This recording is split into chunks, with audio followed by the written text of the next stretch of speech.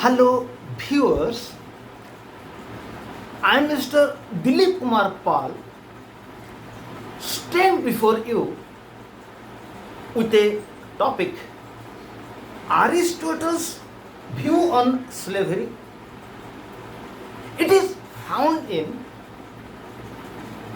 core paper number 11 of 5th semester, and the name of the paper is Western Political Philosophy. So far as Aristotle's view on slavery is concerned, in this video, four aspects of it have been focused. One is meaning of slavery by Aristotle, justification of slavery by Aristotle, then criticisms to Aristotle's concept on slavery. But before I discuss Aristotle's view on meaning of slavery, I want to inform my viewers that the name of my channel is @Dilip Kumar Pal 9375. Remember, in this video you will find more than 486 videos relating to plus 2 first year political science, plus 2 second year political science, plus 3 first semester political science honors to plus 3 sixth semester politics honors. Then many videos of environmental studies and general elective paper of plus 3 first semester, general elective ethics and values paper of plus 3 second semester. And I request my viewers that if you have subscribed my channel, it is all right, so that you will get benefit. And those of your friends who are in above classes, aware them about this channel, so at least some students will be benefited. Remember, not to hesitate to give help to anybody. To give help to anybody is an humanitarian work. And I want to inform my viewers that any topic you want, just write my name Dilip Kumar Pal in YouTube. You'll get both the Odia and English video of the topic. If you will get English video, be sure that its Odia version is also in YouTube. If you will find Odia video, be sure that its English version is also available in YouTube. So I request my viewers to make best use of my channel. Let us start. Aristotle's view on slavery. So far as Aristotle's view on slavery is concerned, first of all discuss definition of Aristotle on slavery. What is slave? Who are slaves by Aristotle? Let us start. Aristotle, whose father name was Nicomachus and mother name was Pleiades, was born on 384 BC at Stagira of Greece and died on 322 BC at Euboea, Euboea, Euboea in Greece. Aristotle, whose father name was Nicomachus, Nicomachus, Nicomachus, and mother name was Pleiades, was born on 384 BC at Stagira at Greece and died on 322 BC at Euboea in Greece. He was not only a great scholar of Europe but also a great scholar of the world. According to Foster, Aristotle was a master of all departments of knowledge. There is no parallel in history who can be compared with Aristotle's intellectual achievement and his influence. About Aristotle, Foster has said Aristotle was such a scholar who cannot be compared with anybody. He was master in all departments.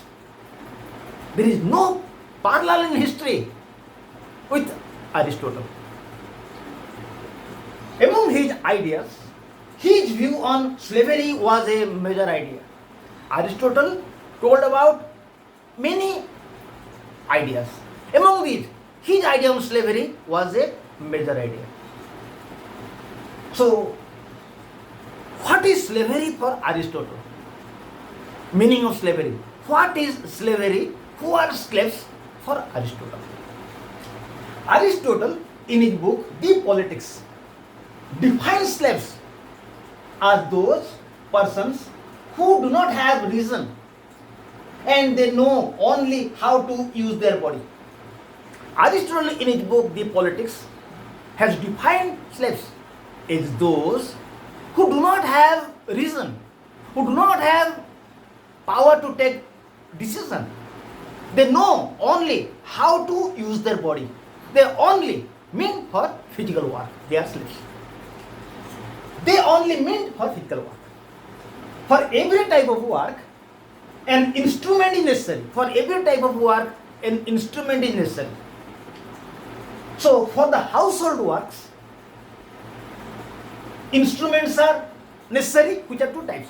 He pointed out that for every type of work, instruments are necessary. For household works, also instruments are necessary. And for household works, instruments are of two types. One is animates, living objects, where slaves are included, and inanimates or non-living objects like utensils, chair, table, etc. Slaves are the animate or living instrument to help household works. I should view that for household work, instruments are necessary. And the instruments are two types, living, non-living. Slaves are living instruments, utensils, table, chair, they are the non-living instruments.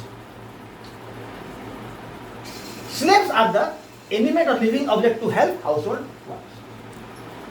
So I will point out that it is the duty of slaves to assist reasoned persons of the society in their household work, by which reasoned persons will have sufficient leisure to think or give attention for the welfare of society. It is the duty of slaves to assist the reasoned persons of society. If slaves will assist in the household work of reasoned persons of society, reasoned persons will get sufficient leisure in which they will think for the good of society and good of the people. If slaves will not assist in the household work of reasoned persons will not get sufficient time to think for the society, think for the people. So, society at the time will be in problem. If reasoned persons will not get assistance from slaves, they will not get leisure to think for the welfare of state. So, slaves are essential. So, slaves are essential. Slaves are two types, like slave by nature and slave by law. Slave by nature means those persons who do not have reason, power of judgment. Slave by law means prisoner of war. Aristotle views that slaves will not be slaves for all time to come. If they will develop reason in themselves in course of association with reasoned persons, they will be free from slave. Aristotle pointed out that those persons who do not have reason, they are slaves. But they will not be slaves for all time to come. Whenever slaves will develop reason among themselves in course of association with the reasoned persons, they will be free from slave class. Aristotle also points out that slaves cannot be misbehaved by their masters. There is provision of punishment for masters if they will misbehave slaves. Aristotle points out that slaves cannot be misbehaved. If they will be misbehaved by their masters, there is provision of punishment for the masters.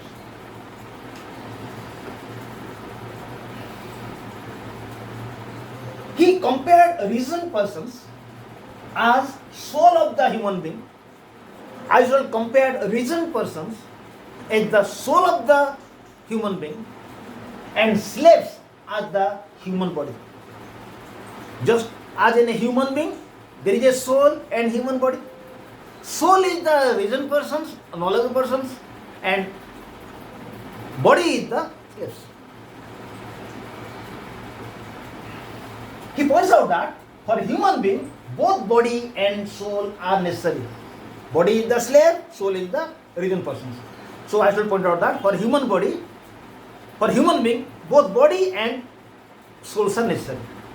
So, in the society, both slaves and reasoned persons are very essential. So this is all about Aristotle's view on meaning of slave, how they are two types and how they cannot be misbehaved. Now discuss justification of slavery.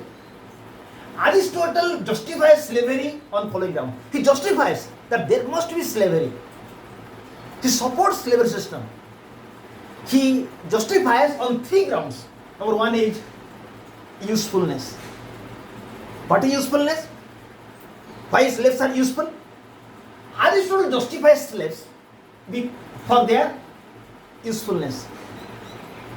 They are useful because they help reasoned persons in their household works, by which reasoned person will get sufficient time to think for welfare of society people.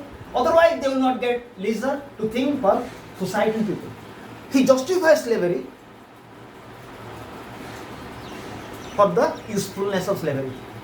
He justifies slavery on the ground of usefulness. He points out that slaves are useful because it is their duty to help in the household works of the reasoned persons. As they help in the household work of reasoned persons will get leisure to think for the society. If slaves will not help in their household work, they will not get leisure. So they cannot think for the good of society and people. So slaves are useful. Number two, natural factor. Another ground on which Aristotle justifies slavery is natural factor. Aristotle justifies slavery on natural ground. He points out that nature has made some people as men of reason and some people as without reason. So, reasoned person think for society and take crucial decisions. If slaves or persons without reason think for society and take a major decision for society, then there will be problem for society.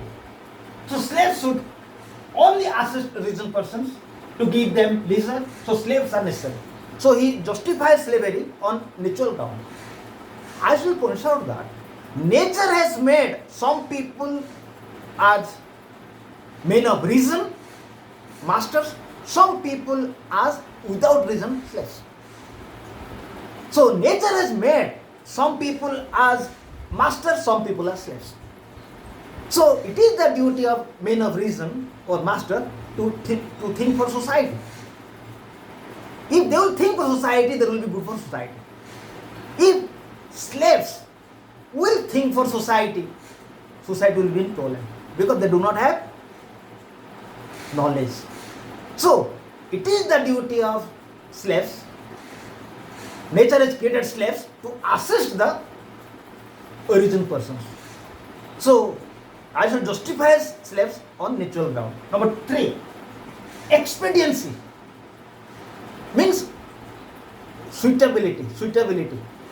I should justify slavery because we think that slaves are meant for physical work and help their masters. If there will be nobody to perform physical work in society, including helping masters, society cannot develop. So slaves are justified. He justified slavery on expediency, means suitableness. He points out that slaves are meant for physical work.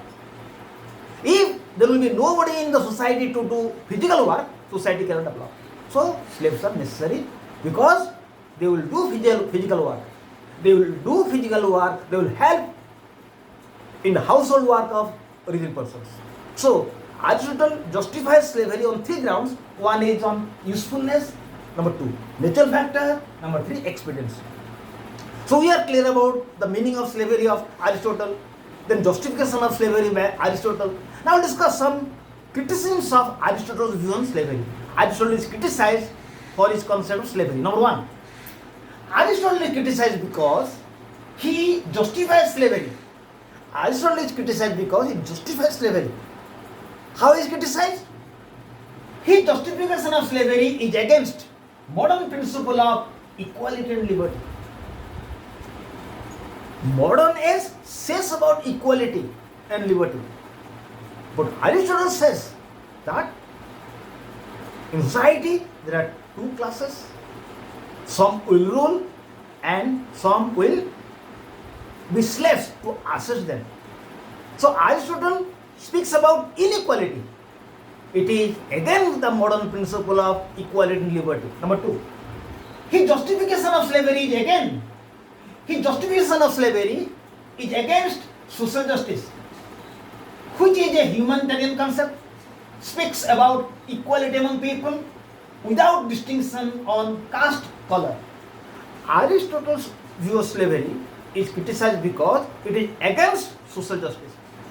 Social justice is a humanitarian concept who speaks that all people are equal irrespective of caste, color, religion, language. But Aristotle speaks that there must be slaves in society. All people are not equal. There are slaves and there are masters. So all people are not equal. So it is against the concept social justice. Number three, Aristotle is criticized because he talked about two types of class, like slaves class and master class. By this, unity of state will be at stake. By Aristotelian concept of slavery, there will be two class, slave class, master class. So when there will be two classes in society, the unity of society will be in problem.